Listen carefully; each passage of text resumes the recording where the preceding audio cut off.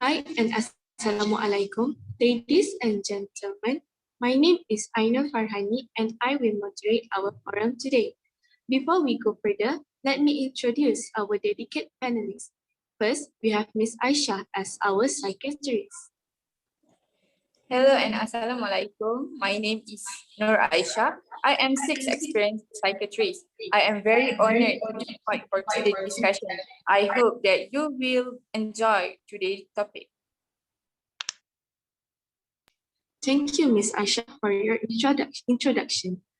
Next, we have Ms. Yana as our lawyer. Hi, Assalamualaikum and a very good afternoon. I am Ms. Fatihah and I have 4 years of experience as a prosecutor specializing in child abuse litigation. And I'm very pleased to be a part of today's panel discussion. Thank you, Ms. Liana, for your lively introduction. And last but not least, we have Madam Bahirah as an experienced parent. Hi and good morning, everyone. My name is SITI BAHIRAH from AZMY. You can call me Mrs. Bahirah. And I am 30 years old. I am parent of 2 children who have been recently been on a school excursion, and I have been married to my husband for 7 years, and we got Michael and Lisa. That's all from me. It's such an honor to be invited here. Thank you. Thank you for Madam Bahirah for your lovely introduction. Here we are with our outstanding speakers to dig deeper on our topic, which is amusing childhood is a proof of humanity. And famous American author David James Pelzer once wrote, "Child should be carefree, playing in the sun, not living a nightmare in the darkness of the soul," in his book titled A Child Called It.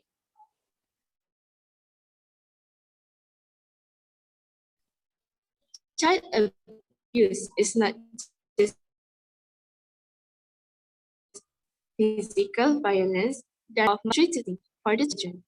Many abused children cling to hope that growing up will bring escape and freedom to them.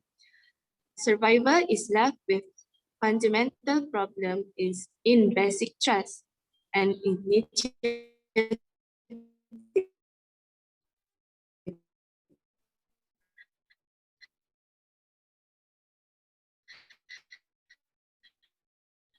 As they approach the task of early adulthood, establishing independence is important. They will create a new life and they will encounter the trauma. All right, the most awaited moment has arrived. Please lend me your ears and share our thought together to make our forum more effectively. Firstly, I want to ask Ms. Aisyah, can you tell us more about the meaning of child abuse?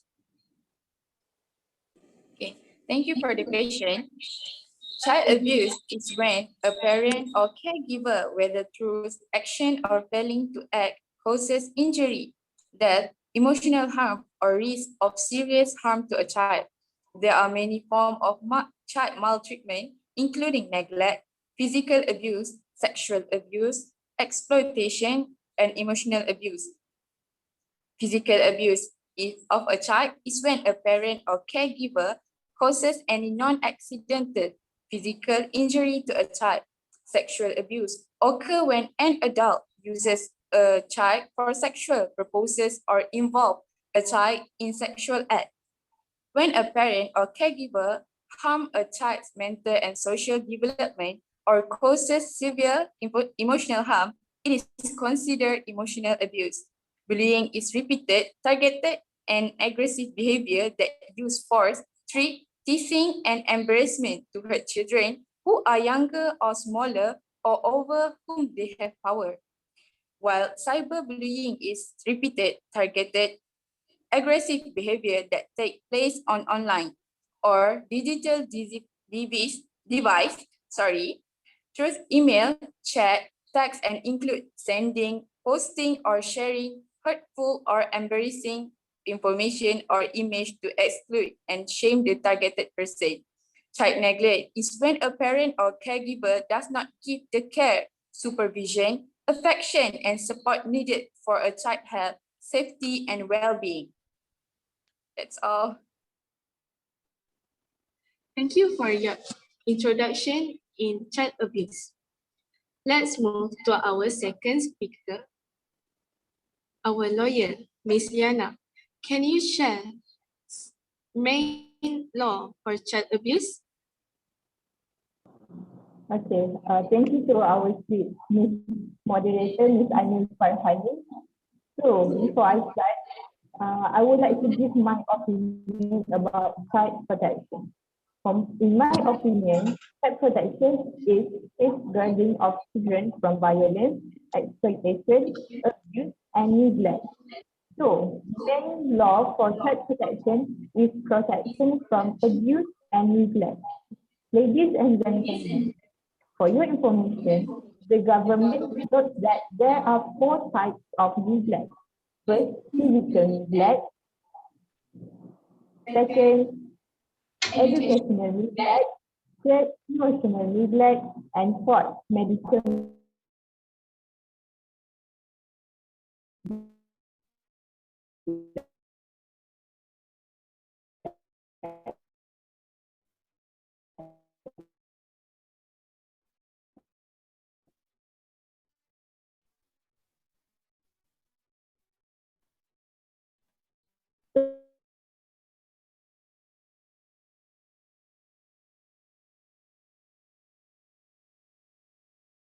Care and refusal of care or ignoring medical recommendations. Thanks to Ms. Liana. Now we know that neglecting children is also one of child abuse. Next, let us move to our third panelist, Madam Bahirah. I am sure that you have a lot of experience in parenting based on my research, one of your relative experience in child abuse cases. Can you describe defense attorney most important responsibility? Okay, before I give my answer to the question, I would like to thanks to Miss AINUL as our moderator for today. Okay, what I know about defense attorneys. Defense attorneys develop relationship with client as their established legal needs. Okay, they provide counsel, help them to understand their legal option.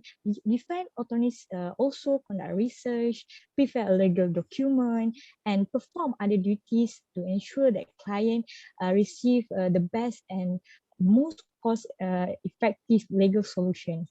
Plus, I'm sure that they also aim to resolve cases as quickly as possible. However, there are a lot of procedure that must follow, and the things that defense attorneys must have is excellent writing and verbal communication skill that they can get attention for all the judges. Okay, that's all for me. Maybe we can ask our excellent lawyer here. Thank you. Thank you for the important point.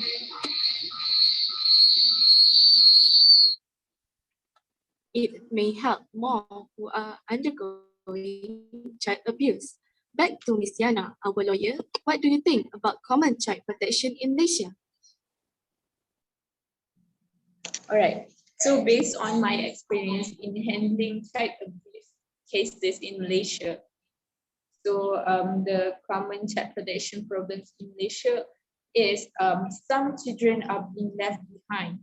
They are the most vulnerable and they are the hardest to reach. There are too many children in Malaysia who still live in poverty. They are at risk of violence and exploitation. Embroiled in the justice system, live with disabilities, are indigenous children at risk or have no valid documentation. and they are stateless. So the lack of opportunities prevents them from having access to service vital for achieving their full potential.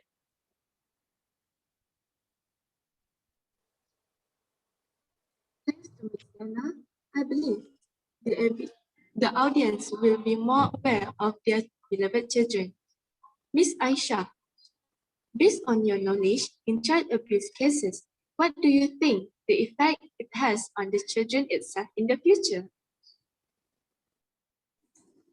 Thank you, Ms. Ainul, for the question.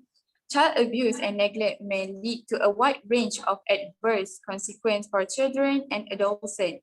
They were divided into three categories. First is physical impact. In some cases, the physical impact of abuse can be minor, such as bruises, or they can be severe, such as broken bones and internal bleeding, as well as causing physical pain and injuries. The lingering emotional impact of physical abuse also causes damage, such as brain development. Research shows that children who have experienced abuse struggle more at school, have reported this difficulty paying attention and delayed speech and language development. Second is psychological impact. First is mental health. Child abuse and neglect can have lifelong consequences for a child's mental health. Problems such as PTSD and ADHD, anxiety and mood disorder, which is depression. For social difficulties, children who experience abuse and neglect are more likely to form insecure attachment with people and can impact on a child's ability to trust and communicate with others and form healthy relationships throughout their life. Last is behavioral impact. Child abuse and neglect can lead to a behavioral issue in childhood and throughout adolescence. Studies show young people who have experienced abuse have tendency toward internalizing behavior such as being sad and externalizing behavior such as being aggressive or hyperactive in childhood. That's all. Thanks for your sharing.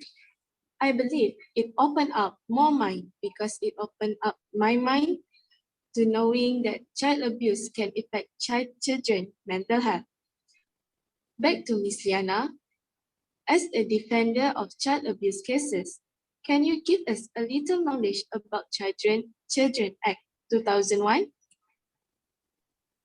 Alright, Children Act 2001, or in Malay we call as Akta Kanak-Kanak 2001. Children Act 2001 is a Malaysian law which serves to consolidate the Juvenile Courts Act 1947, Act 90, the Women and Girls Protection Act 1973, Act 106, and the Child Protection Act 1991, Act 468. It was enacted partially in order to fulfill Malaysia's obligations under the United Nations Convention on the Rights of the Child.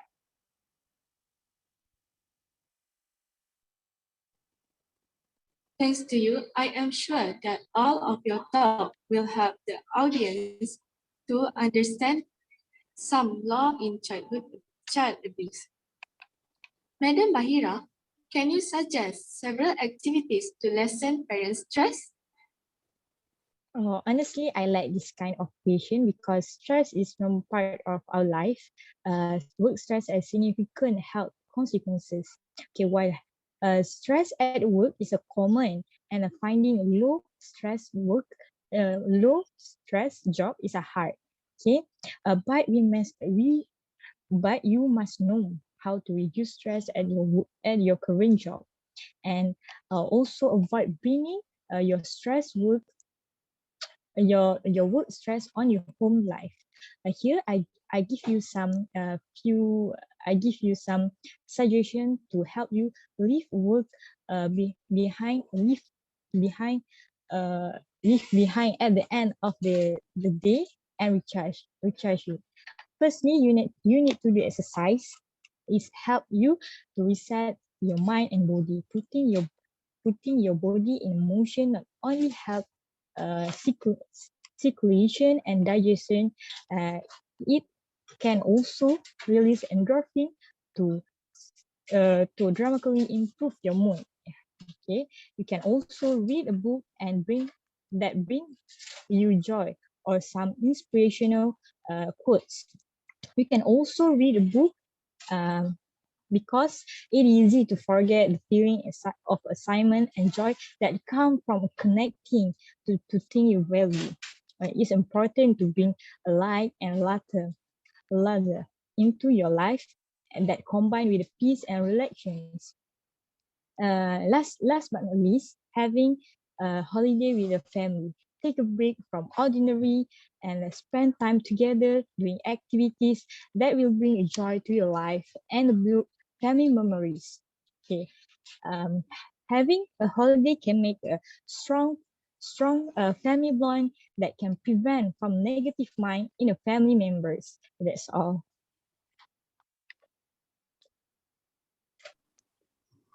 Thank you for your suggestion. It may help other parents to distress. Miss Aisha, I want to ask you, as we know, people should beware of this kind of cases. From your opinion, what should you do as a netizen to prevent child abuse?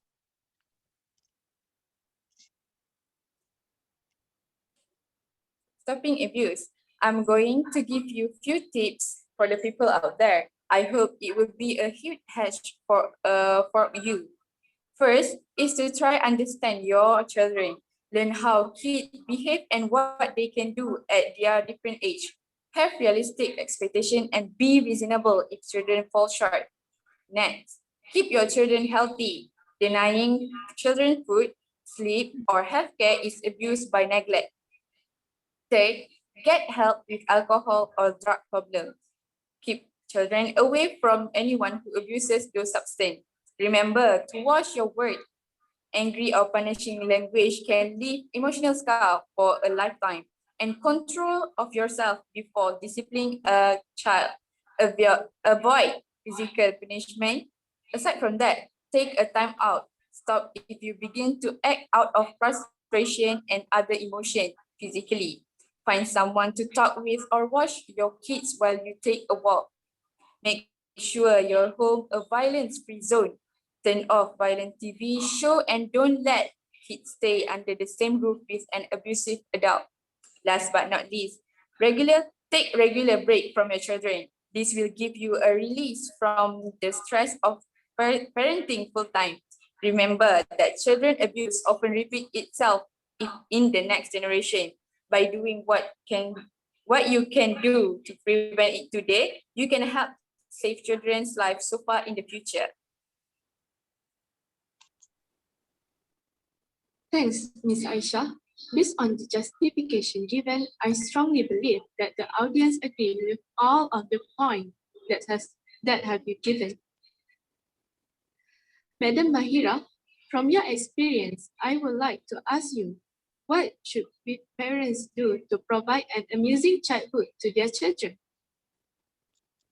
All right, in this challenging era, being a parent isn't a very easy job, and every parent feel the pressure sometimes and find it hard to cope. We will never know how difficult it is being a parent until we actually become one. But it's important to stay in control. So I give you some practical tips for role modeling. First, keep a positive attitude, then make your home a positive place. Usually, before bed each night, my room become a become a tickle tutor enchantment, and I love it. And we tickle, we laugh, and we'll have a lot of fun. And your home should be happy place and a place where your children feel safe. And don't forget to smile. And when you smile, the whole body is changed. And also, you must think, act, and talk in an optimistic way as a role model to our children. Next, try to not blame everything goes wrong on other people. Stop complaining, instead seek a solution and use problem solving skill to deal with a challenging or conflict in a calm and productive way. Okay, it will prevent from unstable emotion. Unstable emotion, that's mean we can control of our feelings. And I'm sure that a lot of we as a parents, but here I give you some method that I use. So as a parents, I really hope we can reduce child abuse cases and be more lovely parents to our children and family. That's all.